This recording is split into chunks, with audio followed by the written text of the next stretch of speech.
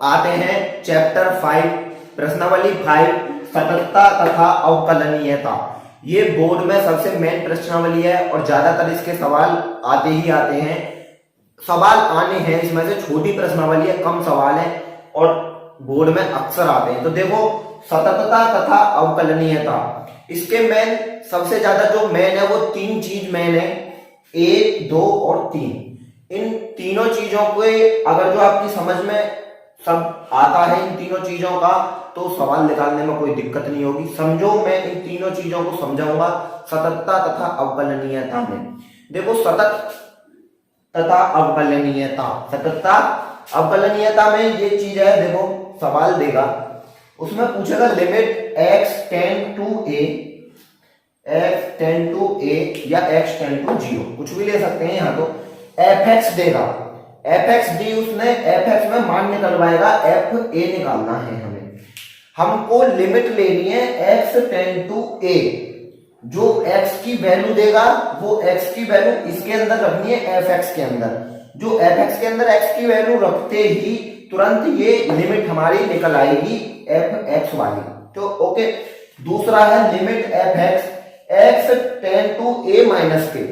तो जो वो x की वैल्यू देगा वो वैल्यू रखने के बाद हम एक देके रख चलेंगे h tend to 0, h tend to 0 minus के, इसके साथ हम लेके चलेंगे fx की वैल्यू रखने के बाद fx जैसे हमको 0 दिया, इसके अंदर हमने 0 रखी तो ये 0 पहले है 0 रखेंगे, फिर h टेंड टू एक और रखेंगे, ऐसे ही यहाँ h टेंड टू माइनस के रखा जाएगा, ऐसे ही यहाँ लिमिट fx x की वैल्यू 0 और ऐसे ही h टेंड टू हम यहाँ भी 0 रखेंगे लेकिन प्लस में।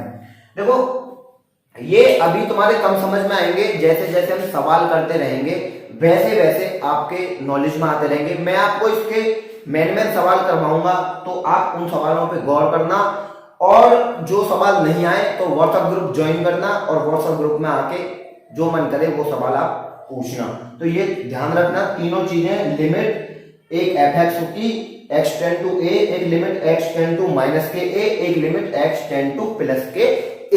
अगर जो ये सवाल में तीनों चीज सवाल में आ रही हैं, x tend to a fa, x tend to minus के fa और x टेंड टू प्लस के a fa आ रहा है, तो हमारा सतत तथा अवकलनीयता है। सवाल हमारा सतत और अवकलनीयता है, मतलब सतत है अगर जो ये तीनों चीज एक सवाल के अंदर सिद्ध होती हैं तो ये सवाल हमारा x टेंड टू a है।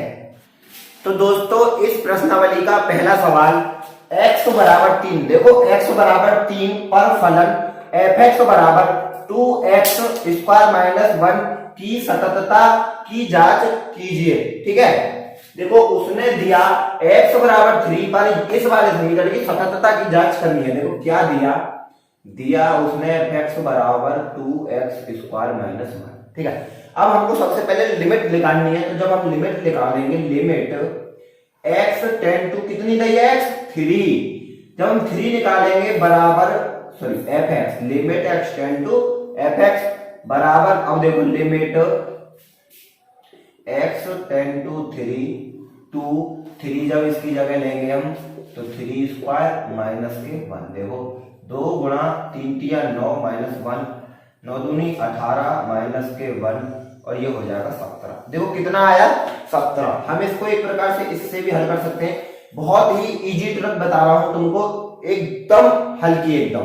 देखो ऐसे भी कर सकते हैं, f(x) है, x की जगह हमने 3 लिया और देखो 3 रखते हैं समीकरण में 2, वो ही 3 स्क्वायर फिर माइनस 1 और 2 गुणा 3 तिया 9 माइनस के 1 18 माइनस 7, सॉरी 18 माइनस 1 17।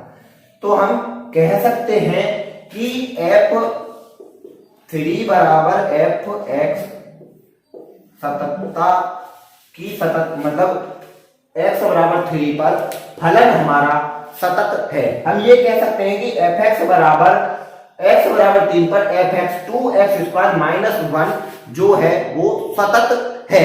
तो पहला सवाल मैं आशा करता हूं आपकी समझ में आया होगा, पर लिमिट लेनी है, x बराबर मान दिया, लिमिट से हिसाब से उसमें रख देना है और निकाल देना है। तो दोस्तों दूसरा सवाल है, जांच कीजिए कि फलन fx बराबर x स्क्वायर, फलन क्या है दिया है हमको सॉरी एफ एक्स बराबर एक्स स्क्वायर कितने पे सतत करना है, 0 पे। जब हम 0 पे सतत करेंगे तो देखो 0 पे सतत करना है, सबसे पहले तो हम 0 की करेंगे, तो एफ एक्स 0 बराबर 0 का स्क्वायर तो 0।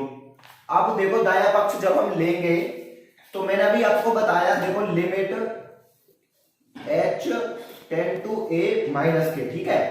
अब इस पे जब हम लेंगे भी मैंने बताया तीनों, एक तो पहला हो गया, अब ये दूसरा वाला, तो देखो दूसरा माइनस के पे लेंगे, जो माइनस के पे लेंगे तो क्या करेंगे, देखो F X limit F X, देखो limit h tend to a की जगह कितना लेंगे हम 0, और जब 0 लेंगे तो देखो f और x की जगह मैंने बताया आपको 0 माइनस के h, 0 तो x की जगह आई और माइनस के h दाया पक्ष लेने पे आई, ठीक है। तो h टेंड टू 0, अब क्या करेंगे, देखो limit h tend to 0 minus के, तो f जब 0 में से h जाएगी तो माइनस के h, ठीक है, माइनस के h, और अब इस पे स्क्वायर है तो स्क्वायर, और अब h की जगह लेनी है हमको h टेंड टू 0, तो देखो लिमिट h टेंड टू 0 बराबर f हटा दो, h की जगह जब 0 लेंगे तो 0 माइनस के, और जब माइनस के 0 तो इसको स्क्वायर को हटाएंगे तो 0, तो ये भी हमारा 0 आया और 0 से 0 आया। अब तीसरा पॉइंट जो है हमारा limit h tend to plus के a बराबर, देखो लिमिट f 0 प्लस h, जब ये प्लस h हम निकालेंगे तो लिमिट, ये वाली लाइन हमको बार बार लिखनी है, लिमिट अगर जो तुम इस लाइन को एक बार भी, अब हमको जो लिमिट लेनी है वो लेनी है h टेंड टू 0 यहाँ पे, ठीक है। तो यहाँ पे h tend to 0, h tend to 0 रख दो, तो वही बनेगा हमारा 0 प्लस, अब इसकी लिमिट रखेंगे 0 तो 0 प्लस 0, तो क्या हुआ, देखो मैंने बताया जब तक तीनों, देखो पहला 0, दूसरा 0 और तीसरा 0, जब तक तीनों हमारे निकालने के बाद फलन हमारे तीनों में 0 नहीं आती, जब तक फलन सतत नहीं होगा, और तीनों आते ही फलन सतत हो जाएगा, यह फलन सतत है। तो देखिए दोस्तों, यह इस प्रश्नावली का लास्ट सवाल मैं समझा रहा हूं, और इसलिए लास्ट कर रहा हूं यहीं पे क्योंकि इस प्रश्नावली के जितने भी सवाल है केवल इसी विधि से होंगे, केवल यही विधि लगेगी उनमें और आगे कोई विधि नहीं लगेगी, इसलिए यह प्रश्नावली का मैं इस लास्ट सवाल समझा रहा हूं। अगर जो आप पे फिर भी ना निकले तो ज्वाइन कीजिए मेरा व्हाट्सएप ग्रुप और मैं वहां आपको कराऊंगा। तो दर्शाइए कि फलन f(x) बराबर इतने पर यदि x बराबर 0 पर, x बराबर 0 पर सतत नहीं है, हमको सिद्ध करना है कि यह x बराबर 0 पर सतत नहीं है। देखो हमको दिया है उसमें limit x tend to 0 f(x), तो हमको देखो क्या करना है, limit x tend to 0 f(x) की जगह हमको क्या रखना है, x स्क्वायर प्लस के 3x प्लस 3, ठीक है। ये हल करनी है x बराबर 0। देखिए अब हल करेंगे, limit x tend to 0 f, देखो x की जगह हमने रखी 0 तो 0 स्क्वायर प्लस के 3 गुना 0 प्लस के 3, देखो अब इसे जब हम हल करेंगे 0 प्लस 0 प्लस 3 तो कितना आया, हमारा निकल के आया लिमिट x टेंड टू 0 की 3। लेकिन हमको लाना क्या है, हमको लानी है 0, और जब 0 नहीं आया तो लिमिट x टेंड टू 0 बराबर 3 पे आया, 3 आया हमारा, लेकिन हमको लेके आनी है 0, और जब 0 नहीं आया तो यह फलन हमारा सतत नहीं है। ये सिद्ध होता है 3 आने से, यह फलन हमारा सतत नहीं है। और सतत तब होता है जब लिमिट x टेंड टू 0 निकालने पे हमारा उत्तर 0 आता, लेकिन 0 नहीं आया तो यह फलन सतत नहीं है। और बाकी सारे सवाल ऐसे ही निकलेंगे इसके, और मैं उसको अगर जो आपकी समझ में नहीं आते हैं तो आप व्हाट्सएप ग्रुप ज्वाइन करिए, वहां मैं कराऊंगा। और यहाँ इसलिए खत्म करा रहा हूँ क्योंकि एक जैसे ही सवाल है, ज्यादा वो वाली बात नहीं है।